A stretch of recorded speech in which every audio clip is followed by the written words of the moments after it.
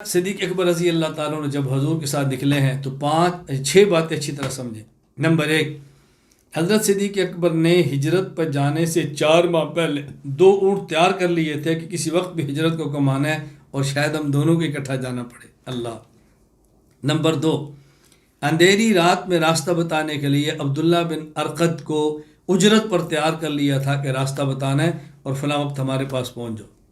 Number 3، اپنے بیٹے عبداللہ رضی کو یہ ذمہ داری سونپ دی کہ تم نے مکہ کی CID رہنی ہے، حالات ہم تک پہنچانا ہے کہ کیا ہو رہا ہے، رپورٹنگ کرو۔ نمبر 4، اپنی بیٹی اسما کو ذمہ داری لگا دی کہ ہم جہاں تک جائیں گے اطلاع مل جائے گی، کھانا وہاں پہنچانے کا انتظام کرنا ہے۔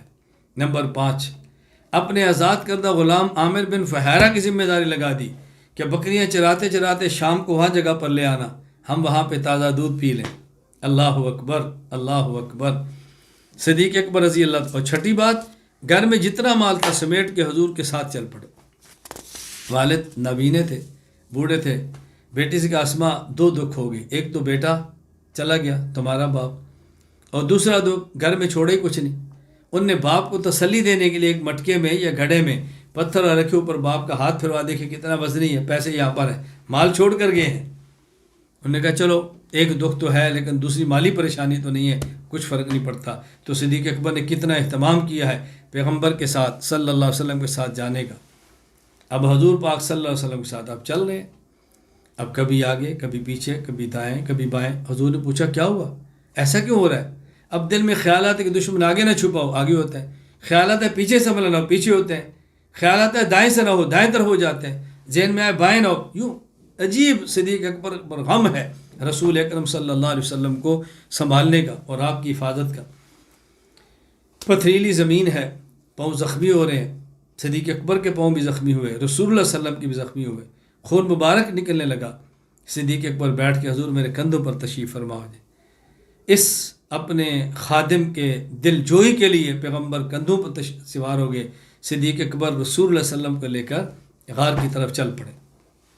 یہاں بات سمجھنا، جب رسول اللہ صلی اللہ علیہ وسلم مکہ مکرمہ سے مدینہ جا رہے، اہل مکہ کی امانتیں تھیں، علی کو ان کے حوالے کر دیا کہ علی ان کی امانتیں سپرد کرو پھر آنا، اور خود کو ابو بکر کے ساتھ چلا دیا۔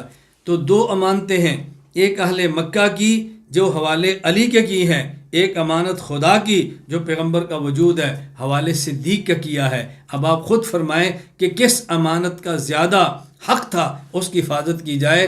اہل مکہ کے مال کہاں اور پیغمبر کی ذات کہاں؟ اہل مکہ کے مال کے امین علی تھے، اور خدا پاک کے منتخب وجود حضرت محمد کے امین اللہ کے حبیب کے چہیتے صحابی ابو بکر صدیق رضی اللہ تعالیٰ عنہ تھے۔ میں چونکہ اب سیرت تو پوری بیان نہیں کر رہا، پوری ہجرت کے واقعات کو پیش نہیں کر رہا، میں تو بڑے اختصار سے بات کر رہا ہوں۔ یہاں یہ بات سمجھیں، مشرکین مکہ نے اعلان کیا کہ جو محمد صلی اللہ علیہ وسلم کو زندہ گرفتار کر کے لائے یا سر لائے 100 اونٹ انعام میں دیں گے۔ یہی اعلان ابو بکر کے لیے تھا، زندہ گرفتار کر کے لاؤ یا ان کا سر لاؤ، 100 اونٹ انعام دیں گے۔ دشمن خدا بھی سمجھتا تھا کہ پیغمبر کا جانشین ابو بکر، پیغمبر کا جانشین ابو بکر، اس کے بعد اور اسی کو سنبھالو۔ تو جو سر کی قیمت پیغمبر کیا وہی صدیق کی لگی ہے۔ دشمن بھی سمجھتا تھا، ہمیں بھی سمجھنا چاہیے کہ کس قدر اعتماد پیغمبر کو صدیق اکبر رضی اللہ تعالیٰ عنہ۔ اور یہاں یہ بات بھی سمجھیں، سر کی قیمت کا دین کی لگنا یہ پیغمبر کی سنت ہے، صدیق کی سنت ہے۔ اگر اس کے لیے کچھ قربانی دینی پڑے تو ڈرنا نہیں ہے، جھجکنا نہیں ہے، دل چھوٹا نہ کرو، دین کے ساتھ جھک کر لگے رہو، چمٹے رہو، جو قربانی دینی پڑے دے دو، دین مت چھوڑو۔ اللہ عافیت رکھے، اللہ حفاظت فرمائے۔ میں نہیں چاہتا کہ کسی کے اوپر کوئی مشکل آ جائے، لیکن گھر چھوڑنا ہے چھوڑ دو، قبیلہ چھوڑنا پڑے چھوڑ دو، ملک چھوڑنا پڑے چھوڑ دو، کسی وقت میں دنیا کو چھوڑنا پڑے چھوڑ دینا، لیکن خدا کے دین کو کبھی نہ چھوڑنا۔ بس اس دنیا تو ویسے ہی چھوٹنا ہے، اللہ کے لیے چھوٹ جائے تو اور کیا چاہیے۔ حضرت صدیق اکبر رضی اللہ تعالیٰ عنہ پہنچے ہیں، غار تھی، غار ثور۔ حضور ٹھہرے پہلے میں جاتا ہوں کہ اندر سانپ نہ ہو، کوئی چیز ڈس نہ دے۔ اندر گئے، صاف کیا، صفائی کر دی، غار کو صاف کر دیا، اس کے اندر کپڑا اپنے پاس تھا، چھوٹ ٹکڑے کیے، چھوٹ سوراخ بند کیے، اور کہا حضور اندر تشریف لیں۔ نبی پاک صلی اللہ علیہ وسلم تشریف لے آئے، اب ایک دو سوراخ باقی تھے، وہاں صدیق اکبر نے اپنی ایڑی کو رکھ دیا اور بیٹھ کے کہا حضور آپ آرام فرمائیں۔ صدیق اکبر نے جو بستر پیغمبر کا صدیق کی گود ہے، حضور آرام فرمائیں، سبحان اللہ، آرام فرمائیں، آرام فرما لیں۔ نبوت کے مبارک سر کے لیے کبھی گود صدیق کی ہے، کبھی گود صدیقہ کی ہے۔ پیغمبر کے سر کو کبھی راحت صدیق دے رہے ہیں، کبھی صدیق کی بیٹی صدیقہ دے رہی ہے۔ غار ثور کس قدر خوفناک منظر تھا، صدیق کی گود میں حضور آرام فرما رہے ہیں۔ جب دنیا چھوڑ کے قبر کی طرف جا رہے ہیں تو صدیق کی بیٹی صدیقہ کی گود میں حضور آرام فرما رہے تھے، اور یہاں سے آپ کی جان دنیا سے یعنی آپ کی جانے جانا اللہ کے حوالے ہوگی۔ میں اس پر ایک نقطہ عرض کرتا ہوں، باتیں بہت کہنے والی ہیں، میں ایک بات عرض کرتا ہوں۔ حضرت ایک ہے غار اور ایک ہے مزار۔ غار تو غار ہے، آپ جانتے ہیں، مزار قبر مبارک ہے۔ میں کہتا ہوں غار میں بھی خدشہ سانپ کا ہے، قبر میں بھی خدشہ سانپ کا ہے۔ غار میں خدشہ ہوتا ہے سانپ کا تو صدیق محافظ بن کے بیٹھے ہیں۔ پیغمبر احسان کا بدلہ کیسے دیتے ہیں؟ قبر میں بھی سانپ کا خدشہ ہوتا ہے تو وہاں پیغمبر پہلے گئے ہیں، صدیق بعد میں آئے ہیں، یا صدیق حفاظت کر رہے ہیں تو قبر میں پیغمبر آج بھی صدیق کے محافظ بنے بیٹھے ہیں۔ فرق یہ ہے کہ یہاں تو موذی آیا اور صدیق نے اپنی ایڑی پر اس کے ڈنگ ڈسے برداشت کیے، نبوت کو بلایا، اور وہاں جہاں پیغمبر آرام فرما ہے وہاں تو کسی موذی کا آنے کا تصور بھی نہیں۔ پیغمبر کا وجود اطہر جنت العالیٰ سے افضل جگہ موجود ہے، وہاں کسی موذی نے کہاں پر کیا آنا ہے۔ لیکن صدیق حضور پاک صلی اللہ علیہ وسلم کی معیت میں آج محفوظ ہیں اور قیامت تک محفوظ رہیں گے انشاءاللہ ثم انشاءاللہ۔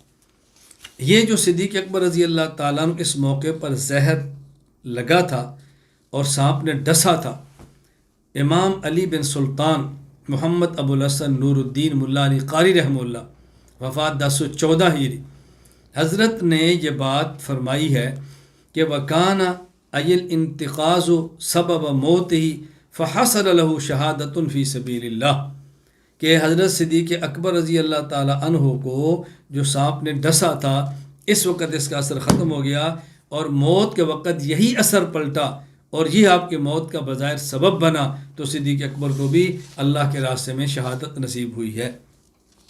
انہیں عجیب بات ہے، رسول اللہ صلی اللہ علیہ وسلم کو زہر کا ملا ہوا گوشت خیبر کے موقع پر یہودیہ عورت نے دیا، آپ نے لقمہ منہ میں رکھ لیا، وہی آ گئی، اطلاع مل گئی، آپ نے اس کو باہر پھینک دیا۔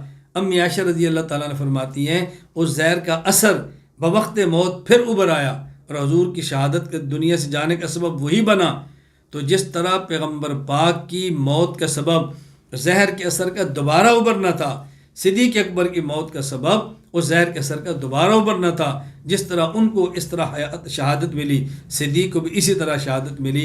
تو دیکھیں کس طرح مماثلت ہے پیغمبر اور صدیق اکبر میں۔